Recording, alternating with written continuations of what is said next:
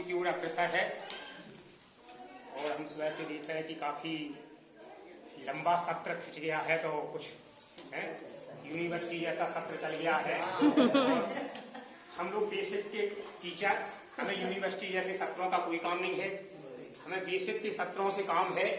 और यूनिवर्सिटी के सत्र जैसे कितने भी प्रशिक्षण कराते रहें उसका कहीं कोई महत्व तो नहीं होना है।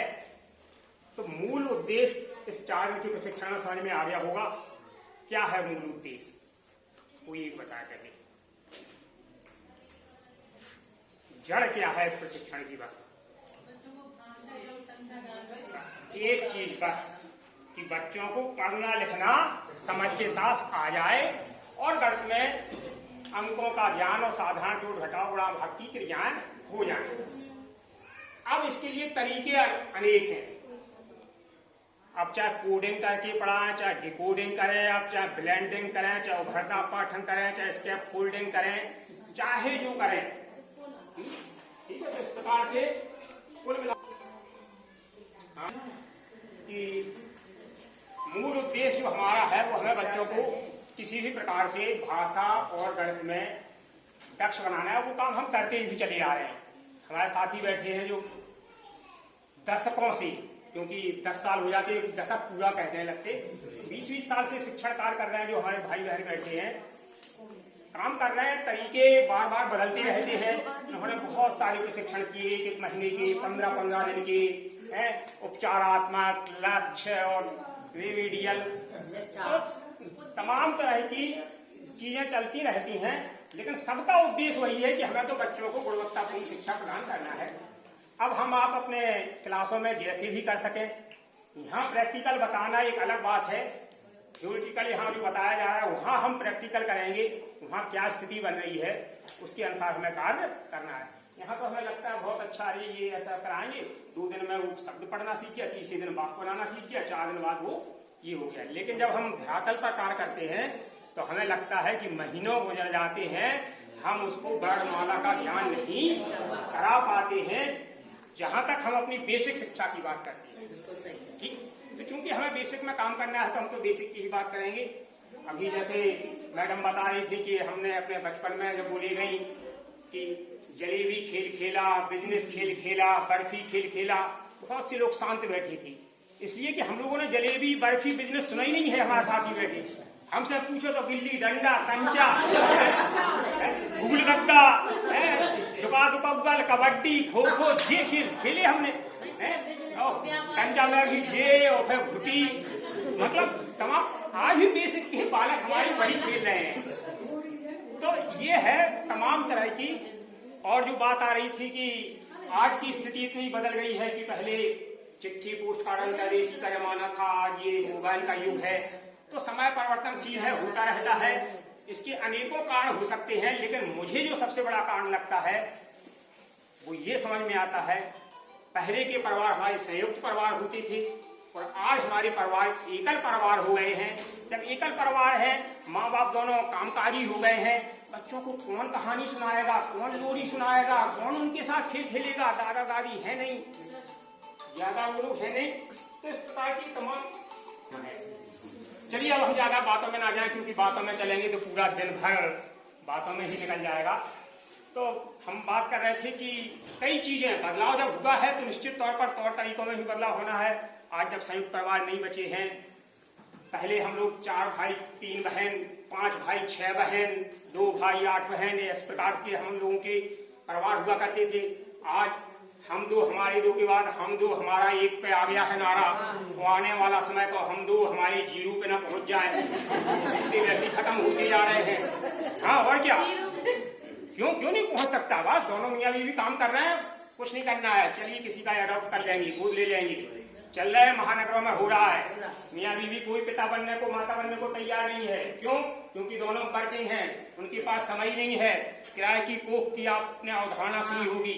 आजकल क्या क्या नहीं चल रहा है, तो समय परिवर्तन हो रहा है, चलता रहेगा। हम तो अपने बेसिक पहला काम करना है, उसके भी चाहते हैं। चलिए एक छोटी सी एक्टिविटी कराते हैं और ये 2-3 प्रकार से कराई जा सकती है। प्राइमरी स्तर पर बच्चों के बीच की बात कर रहे हैं तो बच्चों के बीच की, और आप चाहें तो आपके बीच की चाहें तो हम उस प्रकार की गतिविधियां करा रहे हैं, बहुत सारी हैं। बच्चों से जो बात आ रही थी कि हमें ध्वनि चेतना की बात आ रही थी। तो ध्वनि चेतना कराना है या उनको सुनना, बोलना और समझना, तो इसके लिए हमें जानवरों के आवाज़ों की, पक्षियों की आवाज़ों की भी जो बात आई थी, तो इसी के लिए गाना के माध्यम से कराते हैं। अभी एक बार सामूहिक कराएंगे, उसके बाद हम जिससे कहेंगे उसे वो बताना होगा। बता रहे हैं कैसे करना है। हम बोलेंगे किसी पक्षी का नाम और आपको उसकी आवाज बोलना है। चिड़िया बोली, चिड़िया बोली, चिड़िया बोली, कौआ बोला, कौआ बोला, बंदर बोला, बंदर बोला, कुत्ता बोला, कुत्ता बोला, बकरी बोली, बकरी बोली, कबूतर बोला, कबूतर बोला, मुर्गा बोला, मुर्गा बोला। इस प्रकार से तमाम फिर आप पक्षी जोड़ते जाइए, बिल्ली, ठीक है। ये इसके बाद क्या है एक दो बार सामूहिक करवाइए।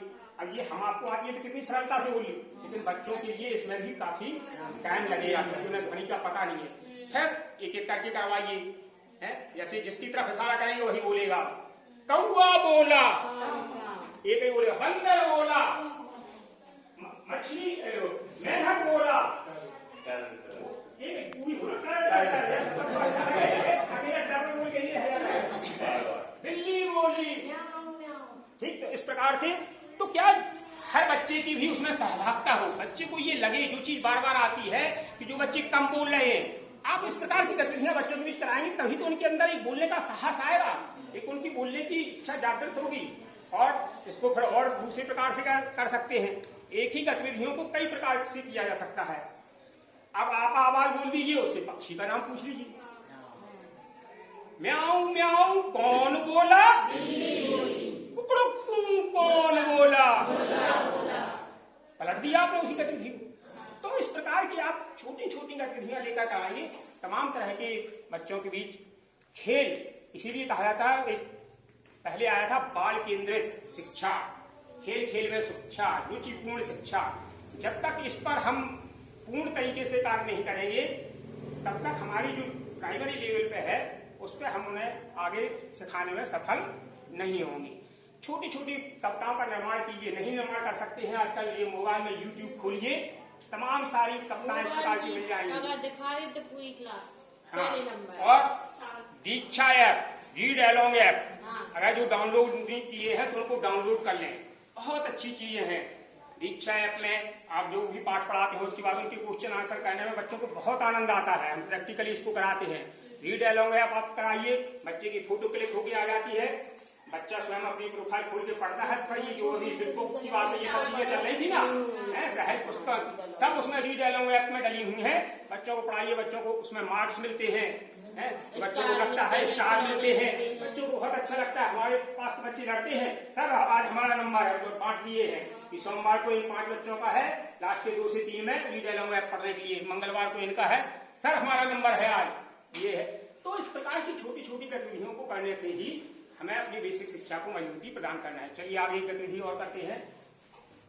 अब एक हम कविता करा रहे हैं, सामूहिक आपको भी बोलना है, और ये इसलिए करा रहे हैं कि इस प्रकार की कविताओं का निर्माण आप स्वयं कर सकते हैं, लेकिन थोड़ा वही है कि हमें उसके लिए अपना माइंड को तैयार करना होगा, कुछ समय भी देना होगा, और बच्चों की कोर्स से संबंधित थी ऐसी छोटी छोटी 4-4, 6-6, 8 लाइन की आप कविताएं तैयार कर लीजिए और बच्चों के बीच कराइए, तो उन्हें मजा भी आएगा और आपका एक उद्देश्य कहीं ना कहीं पूरा होगा कि सुनना और बोलना, और कुछ चीजें जो हम पढ़ाई के द्वारा डायरेक्ट बताते हैं वो कविता के माध्यम से उनके अंदर पहुंच रही हैं। कहानी में ज्यादा इंटरेस्ट, कहानी कविता कुछ भी कर सकते हैं, कहानी कविता बहुत ज्यादा इंटरेस्ट रहता है। चलिए एक बोलेंगे, जन जन जन जन जनवरी आई, जन जन जन जन जनवरी आई, फरवरी सबके मन को भाई, फरवरी सबके मन को भाई, फरवरी सबके मन को भाई, फरवरी सबके मन को भाई। मार्च अप्रैल का महीना प्यारा, मार्च अप्रैल का महीना प्यारा, मार्च अप्रैल का महीना प्यारा, मार्च अप्रैल का महीना प्यारा। मई जून में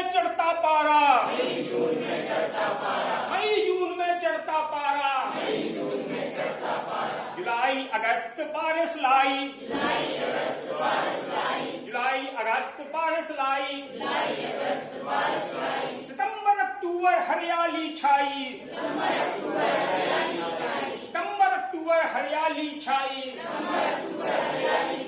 नवंबर में ठंडी आई, नवंबर में ठंडी आई,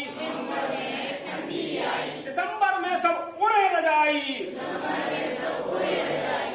हो गई 12 महीने। आप 10 बार कराइए, धीरे धीरे जब आप 10 बार करा दीजिए तो जनवरी से लेकर दिसंबर, अब आप महीनों के नाम पढ़ाइए तो उनको बहुत जल्दी महीनों के नाम याद हो जाएंगे। लेकिन पहले ये पोएम आपको उन्हें करानी पड़ेगी कम से कम 10-20 बार। तो इस प्रकार की छोटी छोटी दिनों के नाम के लिए, महीनों के नाम के लिए और भी आप इसमें कई चीजें बता रहे हैं कि मई जून में चढ़ता पारा, मई जून में गर्मी हो रही है, उसी पोएम को आप व्याख्या कर रहे हैं। जुलाई अगस्त बारिश का मौसम होता है, सितंबर अक्टूबर में खेतों में हरियाली छा जाती है, मार्च अप्रैल में क्यों प्यारा लगता है, होली आती है, उसमें फसलें आ जाती हैं, किसी भी तरह से जोड़ दीजिए। मार्च अप्रैल इसलिए हमें प्यारा लगता है। तो आप ऋतुओं के बारे में भी बता रहे हैं, महीनों के बारे में बता रहे हैं और बच्चे की सुनने और बोलने की दक्षता का भी विकास कर रही है। तो हमारा कहने का उद्देश्य ये छोटी छोटी चीजें आप जरूर करें, नहीं तो ऐसे उबाऊ तरीके जो चलने आ रहे हैं उसी तरीके से चलते रहेंगे कि किताब खोलो, छोटवा बड़वा और कॉपी पे लिख रहे, लिख के ले आओ। इन सब चीजों से वही जो चली आ रही है प्रक्रिया उसमें सुधार होना आवश्यक है। उसके लिए हम आपको ही प्रयास करना पड़ेगा, कोई दूसरा जाने वाला नहीं है। तो चाहे मन से करें और चाहे बेमन से। एक होता है किसी कार्य को करने के लिए अपनी मनोदशा को बना लेना कि हमें ये कार्य करना ही है, और एक ये होता है अरे हो जाएगा, जब आएगा समय तो देखा जाएगा, या ऊपर से कुछ डंडा होगा या कुछ होगा तो हो जाएगा। तो इन दोनों चीजों में बहुत फर्क है और उसी की वजह से ये चीजें पिछड़ जाती हैं। चलिए एक और कराते हैं, थोड़ी सी जागृत हो जाइए। हम गणित की एक गतिविधि करा रहे हैं, ठीक है। करना क्या है आप समझ लें, हम 5 संख्या बोल रहे हैं। कितनी संख्या है? वो आपको तुरंत टोटल करना है उनका। छोटी संख्या बोल रहे हैं बिल्कुल, ठीक है। अभी बता रहे हैं उसमें क्या छुपा है। पेन कॉपी भी लेना है तो लिख लीजिए। वैसे पेन कॉपी की जरूरत इसलिए नहीं है कि आप सुनिए, पहले समझने के लिए बोल रहे हैं खाली, ठीक है। संख्या सुनते जाइए, दोबारा बोलेंगे नहीं, एक बार बोलने के बाद 5 संख्या बोलेंगे, तुरंत आपको उसका उत्तर बताना है। रेडी? बोले मुन्नालाल जी, आज्ञा। चलिए 4, 7, 10, 13, 16,